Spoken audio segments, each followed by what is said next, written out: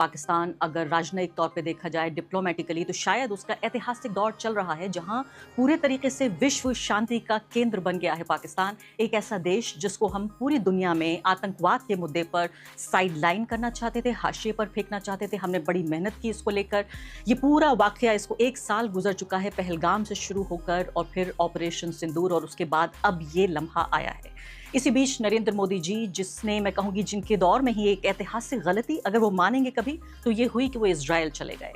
तो अब इस पूरे मामले पर अगर वाकई पाकिस्तान ये सुलह करा पाता है, ये सीज फायर हो पाती है, तो उसका जो पूरी दुनिया में है स्टेटस वो क्या होगा। और भारत जो उससे कई गुना 5-6 गुना बड़ा देश है, बड़ी इकोनॉमी है, तो क्या इस बदलते हुए वर्ल्ड ऑर्डर में जो ईरान जंग की वजह से जिस तरह से डिफाइन हो रहा है पूरी दुनिया की जो तरतीब है, उसमें अपनी जगह हम कहाँ देखते हैं? क्या पाकिस्तान के बरक्स हमें अपनी जगह देखनी चाहिए या बाकी पूरी दुनिया के बरक्स देखनी चाहिए? तो ये बताइए शीतल जी कि इस पूरी ईरान जंग पे मैं आपको लेकर आती हूँ। पिछले 50-60 दिनों में जो भी कुछ हुआ, इसका जो भी एक आखिर में रिजल्ट तो देखिए, जो कितना भी लंबा हो वो आखिर में तो शांति पे ही खत्म होता है। इस पूरे युद्ध को और युद्ध के कवरेज को भारत में टीवी यूट्यूब के स्पेस में आप कैसे देख रहे हैं? देखिए, भारत में कोई भी बात हो, हमारा जो सामाजिक विमर्श लेड बाय हमारे मीडिया के जो हो गया है वो मुसलमान और पाकिस्तान पर केंद्रित होता है, क्योंकि हमने एक परमानेंट विलेन बना लिया है आज के समाज को में राजनीति करने के लिए। और जो कि राजनीति इंजन होती है तो फिर वो सारी चीज़ों को या तो नष्ट करती है या उसको आगे ले जाती है। तो ये हमने एक फैसला कर लिया है, हम इस पे चल रहे हैं काफ़ी दिनों से। अब हम जैसे बहुत सारे आलोचक उसको कहते हैं कि हम एक गलत रास्ते पे जा रहे हैं, एक्सीडेंट करेंगे और अराजकता में डूब जाएंगे। जो उसके समर्थक हैं उनको लगता है कि नहीं, यही रास्ता है और इसी से वो तरक्की करेंगे। हमें तो नहीं लगता कि हम जहाँ और जिस राह पे चल रहे हैं, जो पाकिस्तान बैशिंग और मुसलमान को टारगेट करने का है, ये हमें कहीं लेके पहुंचेगा। लेकिन शीतल जी, यहाँ एक बात समझ में नहीं आती। फिलिस्तीन पर जब 2 साल तक नरसंहार हुआ तो हमने देखा कि फिलिस्तीन को डिमोनाइज किया गया। उन मरते कट्टे लोगों पर जिस तरह का कवरेज हुआ, बहुत हैरान कर देने वाला था। न सिर्फ कि हमारी हिंदुस्तानियत बल्कि हमारी इंसानियत पे भी सवाल पैदा करने वाला था। लेकिन ये केस ईरान के मामले में नहीं है। ईरान की तारीफें हो रही हैं, ईरान के कसीदे गढ़े जा रहे हैं। ये बदलाव क्यों देख रहे हैं? अगर मुस्लिम ही फैक्टर है तो ये क्यों है ये बदलाव? शुरुआत वैसे नहीं हुई थी, शुरुआत ईरान के साथ भी वैसे ही हुई थी। उसमें हुआ यह है कि इधर उनकी नीतियों से बहुत सारे राइट विंग के बड़े बड़े नाम असहमत होना शुरू हो गए। ये यही नहीं है, दुनिया भर में हो रहा है। हंगरी में देखिए परिवर्तन हुआ, और अमेरिका में ट्रंप के मामले में उनके प्रशासन के बहुत सारे लोग, उनके समाज के बहुत सारे लोग, या मीडिया में बहुत अच्छे चेहरे हैं, सब एक तरफा उनकी फॉली को उंगली मतलब बता रहे हैं उंगली रख के कि ये गलत है। हमारे यहाँ ये काम भी हमारे यहाँ भी शुरू हुआ है। आप जनरल बख्शी को आजकल देखें, आप उनको देखें, क्या ना वो रंगनाथन आजकल बहुत सारी चीजों के बड़े भयानक आलोचक हैं। बहुत सारी चीजों के अभी वो समर्थक हैं। लेकिन जैसे नोटबंदी है, नोटबंदी पे अभी मुझे किसी ने वीडियो भेजा, मैं आपके यहाँ आते समय देख रहा था कार में, तो मैं उसको 3 बार मैंने देखा कि इसमें AI वगैरह तो नहीं है। जो आर्थिक असफलताएं हैं अब वो इतनी बड़ी हो रही हैं कि आप उनको छुपा नहीं सकते। पहले तो आपने आंकड़ों में बाजीगरी की, झूठ बोला, मीडिया से झूठ बुलवाया और बहुत सारी चीजें की, लेकिन अब वो इतने बड़े आंकड़े होते जा रहे हैं कि आप उसे अब ढक नहीं सकते। अब वो एकदम फट रहे हैं। ये ठीक है, आप उसमें कभी लेकिन क्या इसमें ईरान में खासकर क्या ये भी एक वजह है कि हमारे यहाँ भारत में कितना भी दक्षिण पंथ हो, मुस्लिम नफरत हो, प्रो गवर्नमेंट प्रोपेगेंडा हो, लेकिन एक एंटी इंपीरियलिज्म जो स्ट्रीक है, कहीं ना कहीं साम्राज्यवाद के खिलाफ भावना, क्योंकि कई सौ साल हमने उस साम्राज्यवाद को सहा है। क्या ईरान के मामले में कि एक अंडरडॉग जब इतनी बड़ी पावर की पिटाई कर रहा है, उसके ऊपर बमबारी कर रहा है और वाकई देखते देखते एक तरह से हार रहा है अमेरिका, तो क्या हम खुश हो रहे हैं और थोड़ी देर के लिए मुस्लिम नफरत भूल रहे हैं? एक सच से वो चीज़ बदली है। मैं इसको बहुत ढंग से मॉनिटर करता हूँ, सीरियसली इस पर टाइम देके करता हूँ। पहले हफ्ते सारे भारतीय दक्षिण पंथ को और दुनिया भर के दक्षिण पंथ को ये उम्मीद थी कि 3-4 दिन में ईरान की लीडरशिप को, जैसे पहले ही दिन आ गया खमनेई मारे गए, उनको लगा कि जब खमनेई मार दिए गए यानी अभी 1-2-3 दिन में सब पटरा हो जाएगा। मैं नाम नहीं लूंगा, सब अपने मित्र हैं, 1-2 साल ऊपर नीचे के हैं, सब बड़े बड़े उस पर रहे हैं, सब उस समय तालियां बजा रहे थे। आप देख लीजिए कि अभी 2-3 दिन में वेनेजुएला होने वाला है इसका और रिजीम चेंज होगी। उसी तरह की कल्पनाएं उनके प्रोग्राम्स में, उनके भाषणों में, उनकी सोच में, उनकी टिप्पणियों में, उनके कमेंट्स में भरी हुई थी। जब युद्ध ने पलटना शुरू किया और जब हमारे सैनिक विशेषज्ञों ने, जिसमें निश्चित तौर पर इसमें बहुत बड़ा रोल, मैं उन्हें फरफराती मूंछों वाला जनरल कहता हूं, उनके टिल्ट से आया अच्छा। क्योंकि वो बहुत पॉपुलर हैं टीवी चैनलों में। लेकिन आप अचरज करेंगे, उन्हें बहुत सारे चैनलों ने पहले 10 दिन बुलाया नहीं, क्योंकि एक दो जगह जब उन्होंने बोल दिया कि नहीं ईरान जीतेगा इस लड़ाई में, ये वजह है। एक दो जनरल तो ऐसे हैं जो चीजों को सिस्टमेटिकली कहते थे, वरना हमारा ये पूरा डायस्पोरा ताली बजाने के लिए बैठा था। फिर उसकी समस्या हुई कि उसको 6 महीने से ये भी अच्छा नहीं लग रहा है कि ट्रंप जो मोदी साहब के बारे में कर रहे हैं। तो ये बात बताइए, आपकी बात ये वो वजह थी कि चूंकि ट्रंप साहब को भी वो नापसंद करने लगा है, हिम्मत नहीं उसकी हो रही थी, क्योंकि उसके लीडर की हिम्मत नहीं हो रही थी, तो वो कंफ्यूजन में था। लेकिन चाहता वो था कि ट्रंप जीते, इजराइल जीते। देखा नहीं आपने, एक वो है पता नहीं अपने को मेजर कर्नल कुछ कहता है, 5-6 साल उसकी नौकरी थी, लेकिन टेलीविजन चैनलों में बड़ा हीरो है हमारी। हाँ, हमारी तमाम विदेश नीति पर ऊट पटांग बातें करता रहता है, जिसको सरकार भी इंडोर्स नहीं करती, लेकिन सरकार उसको यूज करती है। तो एक्चुअली गौरव आर्या जो सोचता समझता बोलता है ना, सोचते ये सब वैसा ही थे, वो तो उनकी मजबूरी हो गई कि वो नतीजा उल्टा होने लगा, तो उन्होंने पाला बदलना शुरू किया। और वो जो लोग एक हफ्ते से पहले ऑबिचुरी लिख चुके थे ईरान की, और उनके अपने पुराने कार्यक्रम को देख नहीं पाएंगे, अब खुद देखें अगर तो उन्होंने पहले बदलना शुरू किया। ये बदलते भी बड़ी तेज है, हर सीजन में होता है। और फिर धीरे धीरे ये पूरा वो जो है अब ट्रंप के विरोध में आ गया। लेकिन तो उनके देवता को बुरा कहा तो फिर उन्हें भी बुरा कहना पड़ेगा, और दुश्मन का दुश्मन दोस्त होता है, वो वाली बात हो गई। क्योंकि ट्रंप के दुश्मन ईरान और हमारे दुश्मन ट्रंप, तो फिर दुश्मन का दुश्मन दोस्त हो गया। लेकिन अभी भी इजराइल को बुरा नहीं कह रहा कोई। हाँ, ये बात भी मानने वाली, ये भी ध्यान से देखिए। राइट, हाँ, अभी इजराइल को नहीं कह रहे, ट्रंप से थोड़ा सा, क्योंकि इजराइल कोई मोदी जी को कुछ अभी कह नहीं रहा है, वो अपना उसके इश्यूज हैं। तो शीतल जी, अब मुझे बताइए, क्या आप हैरान नहीं हुए? क्योंकि मैं तो अपने बारे में कहूंगी ईमानदारी से कि छोटा देश नहीं है ईरान, एक मंझला सा देश है, एक मिड साइज कंट्री है, और ईरान के बारे में तो कुछ पता ही नहीं चलता, क्योंकि उनकी मीडिया भी बहुत ज़्यादा आज़ाद नहीं है, दूसरे अंग्रेजी मीडिया नहीं है, हमें पढ़ने को नहीं मिलता, फारसी में लिखते हैं वहाँ पर लोग। मैं तो बहुत हैरान थी, मुझे लगता था 2-4-6 दिन ना सही तो हफ्ते 2 हफ्ते में बात निपट जाएगी। 2 महीने तक दुनिया की सुपर पावर के सामने ये मुल्क खड़ा हुआ है, और साथ साथ आप देखिए सब पे निशाना साध रहा है, पूरे गल्फ कंट्रीज में से एक एक पे निशाना साध रहा है, इसराइल को भी साध रहा है, गल्फ में सबको साध रहा है, अमेरिका पे निशाना साध रहा है, एक मुल्क। आप हैरान नहीं? हैरान नहीं, इसने तो निश्चित तौर पर, जो हम लोग तो बहुत छोटे स्तर पर इस काम को कर रहे हैं ना, कि इस दौर में हम लोग कोशिश कर रहे हैं कि जो हमें बुरा लग रहा है उसको बुरा कह रहे हैं, जो अच्छा लग रहा है उसको अच्छा कहते हैं, ज़्यादातर बुरा हो रहा है तो ज़्यादातर बुरा कह रहे हैं। इतने पर ही हम दंडित हैं एक लेवल पे।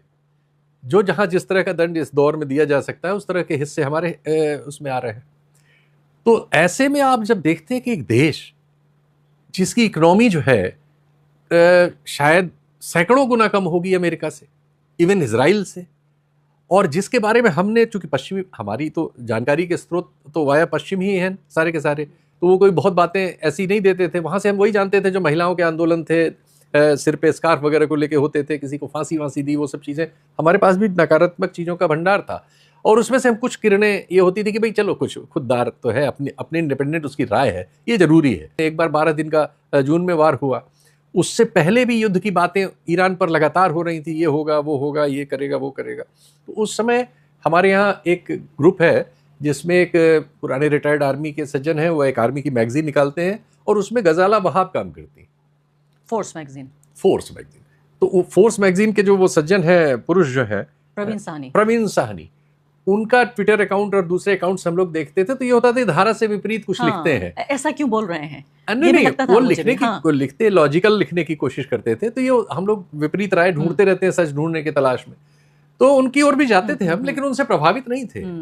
फिर हमारे कार्यक्रमों में सत्य हिंदी में गजाला वहाब आती थी, तो उस युद्ध से पहले, 12 दिन के युद्ध से पहले एक कार्यक्रम में हम उतनी ही जानकारियों के साथ प्रस्तुत थे जितना मैंने आपको बताया, जो हमें पश्चिमी ढांचे से मिली है, और कुछ जो हमने अपने हिसाब से ईरान के बारे में समझी, लेकिन उन्होंने कुछ ऐसी चीज़ें बताई जो हमें नहीं पता थी।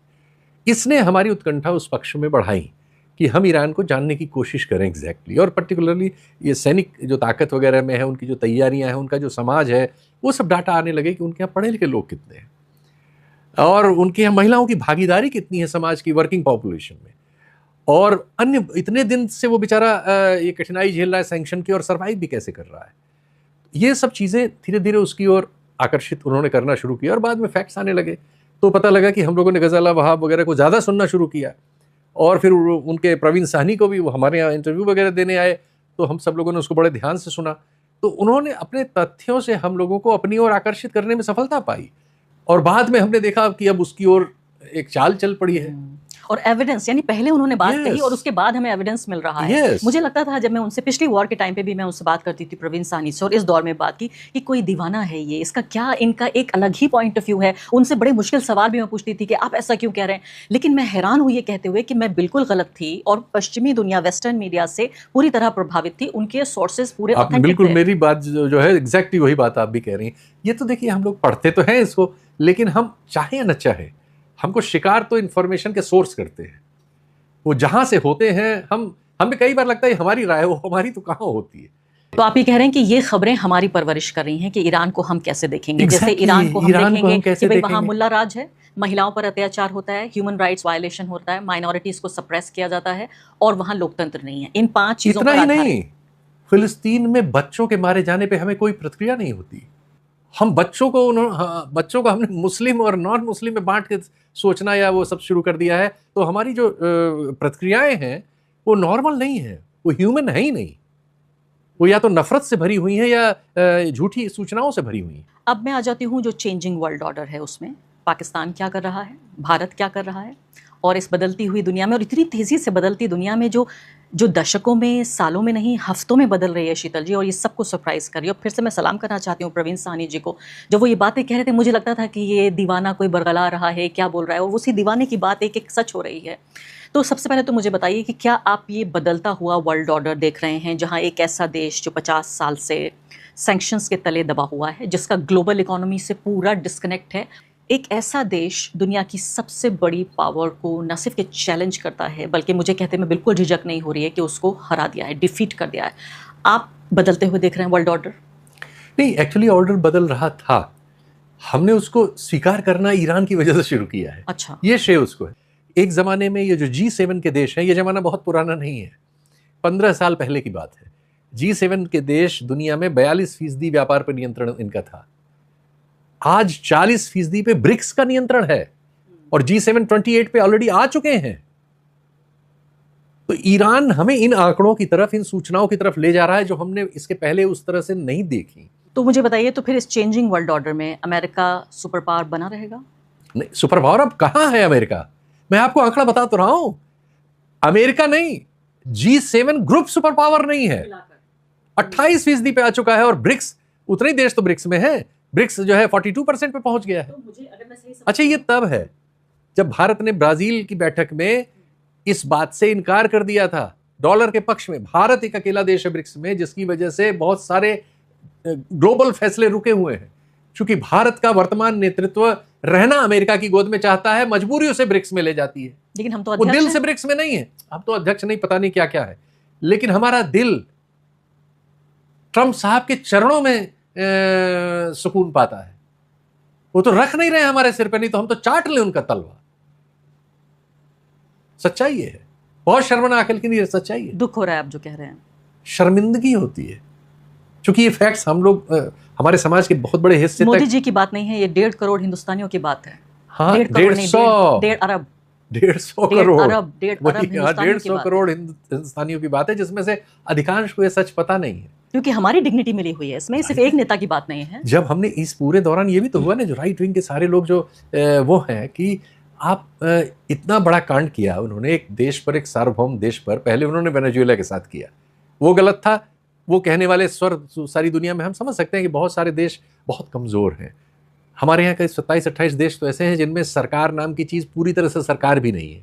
लेकिन इसके बाद 130-35 देश दुनिया में हैं, 40 देश हैं जिनमें थोड़ा बहुत ढांचा है, सरकारें हैं, कायदा कानून है, और वो एक चाल पे चलते हैं। उनमें से अधिकांश आश्रित हैं और उनको इसीलिए अमेरिका वगैरह अपने पसंद में बुला लेते हैं और कहलवा लेते हैं यूएन में। लेकिन फिर भी 50 देश ऐसे हैं जो अपनी बात अपने मन की राय से कह सकते हैं दुनिया में, और स्क्वीज कर ले तो 30 देश तो कम से कम ऐसे हैं। भारत दुनिया की सबसे बड़ी आबादी का देश है जी। तो ये उम्मीद की जाती है कि हम कम से कम 30 में तो होंगे। इस दौरान हमने अपने को 29 की जगह 120 के नीचे डाल दिया है। तो आप बिल्कुल मानने से इनकार कर रहे हैं कि हम विश्वगुरु नहीं हैं?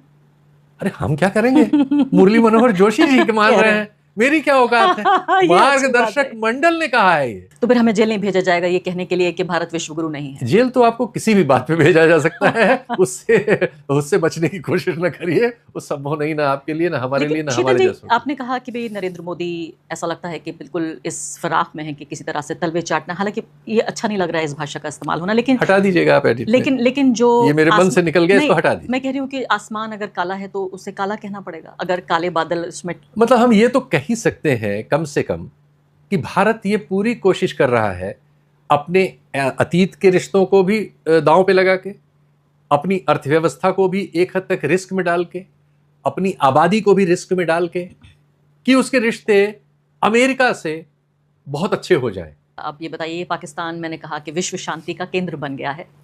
गौतम बुद्ध हमारी धरती से पैदा हुए, महात्मा गांधी पे हमें नाज है, हमारे राष्ट्रपिता, लेकिन पाकिस्तान जिसको हम कहते हैं कि आतंकवाद का प्रायोजक है, टेररिस्ट स्टेट है, वो विश्व शांति का केंद्र बन गया है। और बात हो रही है कि इससे अहम कोई मुल्क नहीं है। एक ऐसा देश जिससे अमेरिका बात करता है, एक ऐसा देश जिस पे वेस्ट एशिया पूरा विश्वास करता है, एक ऐसा देश जो कि चीन भी उसके नज़दीक है, और एक ऐसा देश जिसकी इकोनॉमी वर्ल्ड बैंक और IMF पर आधारित है, लेकिन वो इतना मजबूत बन रहा है। जो वहाँ शांति प्रक्रिया हो रही है उसे आप कैसे देखते हैं?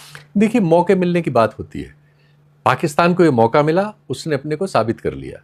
मौका हमारे पास भी था, लेकिन हमने वो साबित नहीं किया। जब ब्रिक्स में हम गए, ये दुनिया, बदलती दुनिया को देखने समझने का मौका था। ब्रिक्स के जरिए आज हम ब्रिक्स में होते, भारत उस तरह से होता जैसे ब्रिक्स में होना चाहिए। और आज अगर ब्राजील के समय हमने वो जो पैरेलल करेंसी की बात हो रही थी डॉलर के अगेंस्ट, वो फैसला होने दिया होता, अगर एक पलड़े पर आज भी रूस, चीन और भारत खड़े हो जाएं, इस तरह के मामलों में, आर्थिक मामलों में एक विचार कर लें, सामरिक मामलों में एक विचार कर लें, कल ये लोग ईरान की जंग को रोक सकते हैं। अच्छा। ये तीन अगर एक लाइन में हो, आज 2/3 दुनिया उस लाइन पे आ जाएगी।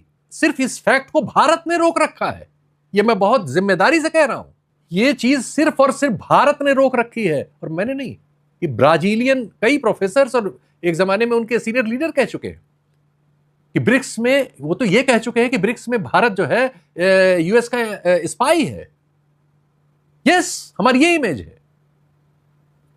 आप सोचिए जरा कि चीन, भारत और रूस इसको, ये फैसला मतलब, और इनके साथ जो सारे हैं वो तो छोड़ ही दीजिए, सामरिक तौर पर सोचिए। और इससे क्या, पाकिस्तान तो ऑलरेडी चीन का सारा इन्वेस्टमेंट है पाकिस्तान में। चीन से बड़ा, आज ईरान में चीन से बड़ा लीवरेज कोई है? पाकिस्तान को ईरान को राजी करने में चीन के पास जाना पड़ा। उसने कहा गारंटीज हमें चीन से चाहिए, तो पाकिस्तानी चीन गए। बातचीत कहीं भी हो सकती है, इस्लामाबाद अरे में बात हो, तो कहीं ठीक पर है, हो। पाकिस्तान उस चीज को यूज कर रहा है, करना चाहिए, उसको मौका मिला है। आपको मालूम है, कराची में पिछले 1 महीने में इतना बिजनेस हुआ है, पोर्ट का बिजनेस, जो उनका पूरे साल का होता है। पूरे साल में कराची में जितनी माल ढुलाई होती है, जितना माल उतरता है, भाई भारत से रिश्ता बचा नहीं है। गल्फ में सब जगह गोली चल रही है। ये जो चोरी वोरी का तेल वेल जाना कहीं हो सकता है, तो ग्वादर और कराची और एक और तीसरा, उनके पास 3 पोर्ट हैं उधर, तीनों बिजी हैं इस समय। तो पोर्ट पे बिजनेस हो रहा है, दूसरे अमेरिका से पैसा मिल रहा है, सऊदी अरब से मिल रहा है, कतर देना चाह रहा है, दुबई के अलावा। हाँ। दुबई चूंकि इजराइल वाले नेक्सस में आ गया था और इसीलिए हमारे साथ वो था, और जो पीटा जा रहा है इसकी वजह से और नुकसान में जाएगा, तो वैसे ही जैसे उसने ब्लाइंड खेला है, वैसे ही ब्लाइंड हमने खेला। और मिलिट्री सर्विसेज बेच रहा है पूरी दुनिया को, वेस्ट एशिया को, क्योंकि अब अमेरिका के जो वहां पर यानी बेसिस थे पूरे वेस्ट एशिया में, जिससे वेस्ट एशिया फील करता था, कतर, सऊदी अरब, UAE कि हम सेफ हैं, अब ये तो हटाए जाएंगे यहाँ से। ये मिलिट्री बेसिस पहले ही खत्म हो चुके हैं, तो फिर अब पाकिस्तान अपनी मिलिट्री सर्विसेज जैसे कोई प्रोडक्ट बेचता है, ऐसे अपने फौजी जहाज और चीजों को बेच रहा है। सऊदी अरब को ऑलमोस्ट फौज ही बेच रहा है, किराया दे रहा है, किराए पे फौज दे रहा है। इन सबको किराए पे फौज की जरूरत होगी, वो पाकिस्तान के पास है। तो हमारी कीमत पे हो रहा है ये? नहीं, हमारी कीमत नहीं, हमारी कोई कीमत कहाँ है, हमारी किस चीज की कीमत है? ये तो सब लोगों ने इस युद्ध में देख लिया ना, कि हमारे पास कोई लेवरेज नहीं है। इस दुनिया को किसी भी चीज पर हम डिस्टर्ब नहीं कर सकते कि लोग हमारी तरफ आए। हम डिस्टर्ब हो गए हैं बुरी तरह से, वो हमारे रोज वीडियो भरे हुए हैं, देख लीजिए, हर जगह से मजदूर, मंडी से मजदूर निकल रहा है, गाली देते हुए, सिर पीटते हुए, भूखे पेट, जिसकी कोई खबर हमारे खबर नवीसों को नहीं है, न करना चाहता है। एक और हमारा देश बंगाल में गुजरात से वोटर भेजने के लिए ट्रेन अरेंज कर रहा है, और दूसरी ओर मजदूर वहां उनके यहाँ खटके जो उनकी इकोनॉमी को बूम करता है, वो बेचारा खाने बिना, गैस के बिना लौटना चाह रहा है घर, तो उसके लिए एक दो ट्रेन में हजारों लोग हैं, वहां लाठी चार्ज हो रहा है और डिब्बों में वो काकरोच की तरह भरे जा रहे हैं। जो सबसे बड़ा गुनाह था क्या वो ये था कि 2 महीने पहले नरेंद्र मोदी जी जब इजराइल गए और इजराइल जाके उन्होंने कहा कि मैं आपके लिए 150 करोड़ लोगों का आशीर्वाद लाया हूँ, उनका सलाम लाया हूँ, आप तो फादरलैंड हैं, मैं मदरलैंड हूँ और सबसे करीबी मैं दोस्त हूँ आपका इजराइल का। वहाँ पे फिर उनको बहुत बेहतरीन शानदार एक मेडल पहनाया गया, वो तमाम चीज़ें हुई और कुछ घंटों बाद जंग शुरू हो गई। देखिए, दुनिया में कभी भी कोई नकारात्मकता से आगे नहीं बढ़ता, नफरत से भी नहीं बढ़ता, झूठ से भी नहीं बढ़ता। ये सब औजार हैं, लेकिन ये अगर आपकी बेसिक पॉलिसी इस पे आ जाए तो फिर संभव नहीं है। 2014 मई में हमारे साथ वही हुआ। हमें एक झूठ के बहुत बड़े प्रचार ने इस देश के जनमानस को मूर्ख बनाया कि अच्छे दिन आने वाले हैं, पुराने दिन बुरे थे, पुराने लोग बुरे थे, पुरानी लीडरशिप बुरी थी, पुरानी हर चीज बुरी थी, अच्छे हम हैं, हम अच्छे दिन लाएंगे। और ऐसा कह के लोग आ गए। फिर उन्होंने जो दुनिया के बारे में, अर्थव्यवस्था के बारे में, समाज व्यवस्था के बारे में, राजनीति के बारे में, इंस्टीट्यूशंस के बारे में जो उनके विचार थे, उन्होंने लागू करना शुरू किया और फिर वो बुरी तरह से फेल होना शुरू हुए। आज नोटबंदी पर उनकी आलोचना उन्हीं के गैंग के एक सबसे बड़े अंग्रेजी आइडियोलॉग रंगनाथन कर रहे हैं, हमें जरूरत ही नहीं। फिर उन्होंने कहा कि वो 100 साल से कहते आ रहे थे या जब से भी कहते आ रहे हैं कि 370 हटाती कश्मीर समस्या सॉल्व हो जाएगी। 12 साल उनको हो गए, कश्मीर में चुनाव हुए, गवर्नमेंट को आपने म्यूनिसिपैलिटी बना दिया, उसके पास न पुलिस है न कोई राइट है, सारे राइट वहां एलजी में है। जैसे आपने दिल्ली में केजरीवाल से सब राइट छीन लिए थे, सब एलजी को दे दिए थे। तो आपने सरकार नाम पे सिर्फ एक बिल्ला है जिस सरकार के पास कोई हुकूमत का राइट ही नहीं, और आप वो दे नहीं पा रहे हैं क्योंकि परिस्थितियां अनुकूल ही नहीं हुई हैं।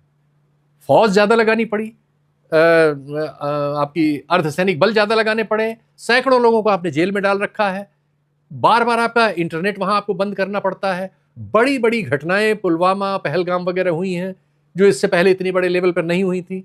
ऐसे ही अन्य आपकी जो आर्थिक नीतियां थी, उन सब ने इस देश के विकास को, सिर्फ आप आंकड़ों में बाजीगरी कर रहे हैं जिसको अब दुनिया ने पकड़ लिया है। IMF ने पकड़ लिया कि आप आंकड़ों में हेराफेरी करते हैं।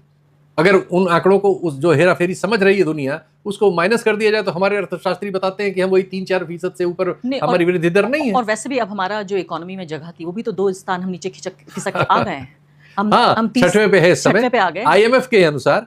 तो वो ये कह रहा है कि ये वो अनुमान है, वो भी इस साल का हो सकता है हम 7वें पे ना पहुंच जाए। तो ये एस्टेब्लिशमेंट में क्या प्रो अमेरिका लोग बैठे हुए हैं जो मोदी जी को ये समझा रहे हैं कि वही ultimate God? Modi ji pro America है, RSS प्रो अमेरिका है, दक्षिणपंथ प्रो अमेरिका है, कोई नहीं बैठा हुआ है।